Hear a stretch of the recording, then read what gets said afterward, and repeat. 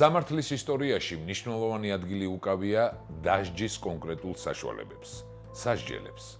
ეს უძველესი დროიდან გავრცელებული სამართლებრივი ბერკეტია, რომელსაც საუკუნეების განმავლობაში მიმართავდნენ დამნაშავის პასუხისგებაში მისაცემად. სასჯელი დღემდე რჩება ბოროტმოქმედის დასჯის ყველაზე გავრცელებულ საშუალებად. ძველ ქართულ სამართალში სასჯელის რამდენიმე სახის გამოყოფა შეიძლება. მათ შორის არის კერძო, საერო, საჯარო და საეკლესიო სასჯელები. კერძო და საეკლესიო სასჯელებისგან განსხვავებით, შუა საუკუნეების საქართველოში საჯარო, საერო სასჯელები ფართოდ მთელი ქვეყნის მასშტაბით შედარებით გვიან დამკვიდრდა. ფეოდალურ საზოგადოებაში დიდი დრო სჭირდებოდა სახელმწიფოს მიერ დამნაშავეთა დასჯისა და გასამართლების საქმის ხელში აღებას. ვინაიდან ეს პრეროგატივა ფეოდალების მიერ იყო უზურპირებული.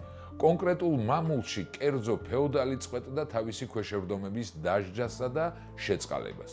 ამას პირობითად კერძო სამართალს უწოდებენ. როცა სასჯელი კერძო პირის მიერ არის ინიცირებული, შესაბამისად სასჯელი კვალიფიცირდება როგორც კერძო სასჯელი. საქართველოს ხელისუფლების მიერ ქვეყნის ცენტრალიზაციამ ამგვარი პრაქტიკა შეამცირა. ხოლო სახელმწიფოს მეტი საშუალება მიეცა მთელი ქვეყნის მასშტაბით თავად განეხორციელებინა სადამსჯელო ღონისძიებები.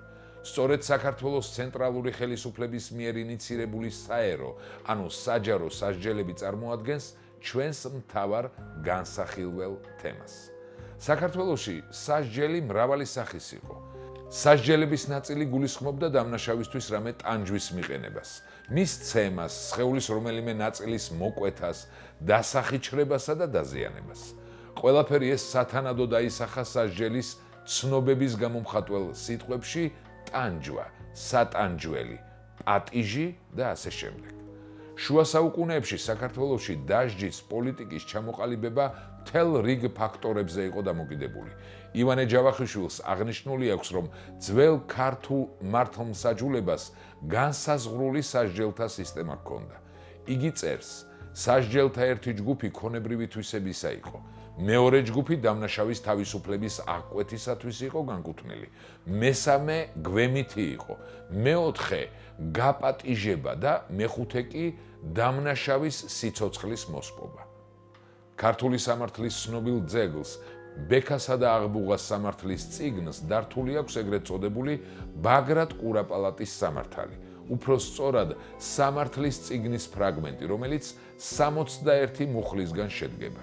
მასში მოყვანილია შემდეგი სახის დანაშაული: მკვლელობა, სხეულის დაზიანება, ცილის წამება, სქესობრივი დანაშაული, ქალის მოტაცება, ცოლის დაგდება, გაძარცვა, ქურდობა, ღალატი, თვითნებობა და სხვა.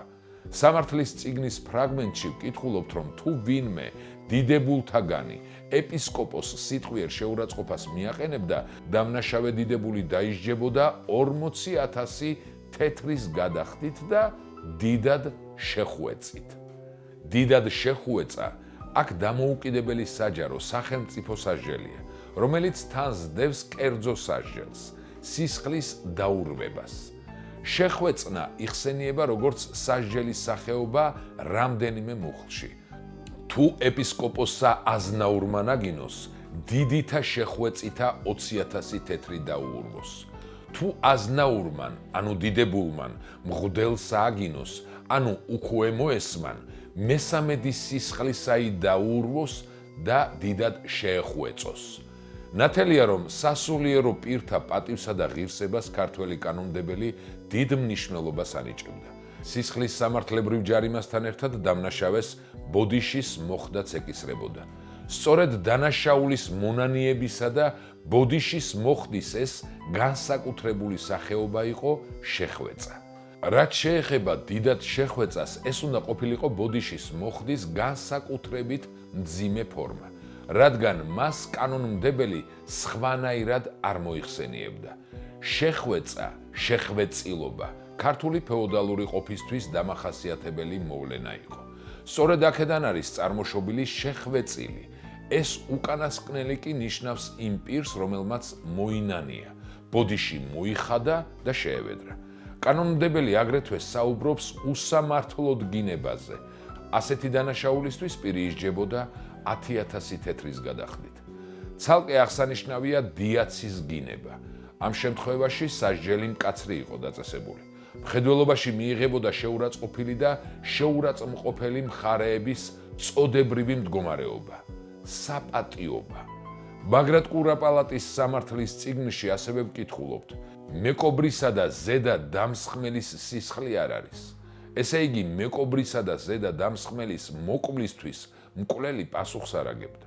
აქედან საფიქრებელია, რომ თუ ზედა დამსხმელსა და მეკობრეს მართლმსაჯულება ხელთ ჩაიგდებდა, მკაცრად უსასტიკესად დასჯიდნენ.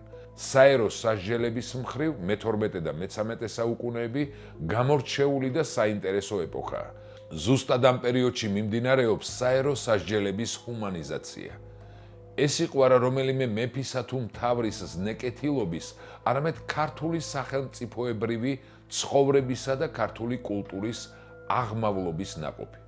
ხელისუფალნი იშვიათად მიმართავდნენ დასჯის სასტიკ მეთოდებს, თუმცა აღსანიშნავია, რომ გიორგი მესამის 1056-1084 მეფობის დროს სიკვდილით დასჯა ხშირად გამოიყენებოდა.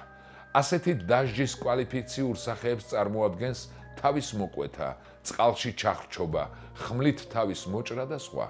საქართველოში გიორგი მესამის დროს მოიწვიეს საკანონმდებლო კრება, რომლის შესახებაც ვარდან არეველცი მე-13 საუკუნეში წერს თავის მსოფლიო ისტორიაში.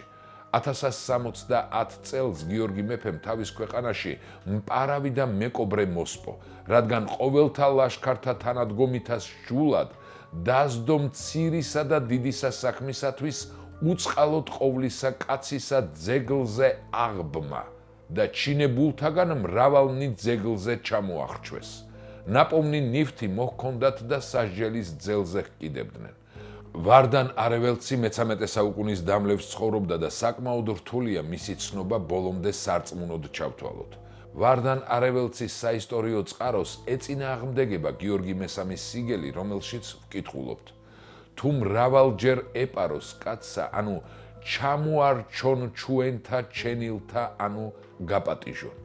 ამგვარად ვარდანის ცნობაში გიორგი მესამის მიერ შემოღებული კანონის ძირითადი აზრი დამახინჯებულია. გიორგი მესამის საბუთის მიხედვით ვიგებთ, რომ არათუ მცირე პარვისთვის, არამედ არც დიდი პარვისთვის არ მიმართავდნენ სიკვდილით დასჯას. გიორგი მესამის დროს სიკვდილით დასჯის მეთოდს მხოლოდ რეციდივისტი ქურდების წინააღმდეგ იყენებდნენ, რომლებიც მრავალჯერ იყვნენ შემჩნეული ქურდობაში. ძელსა ზედა აღბმა გამოიყენებოდა მოღალატისა და ადამიანებით მოვაჭრის წინააღმდეგ.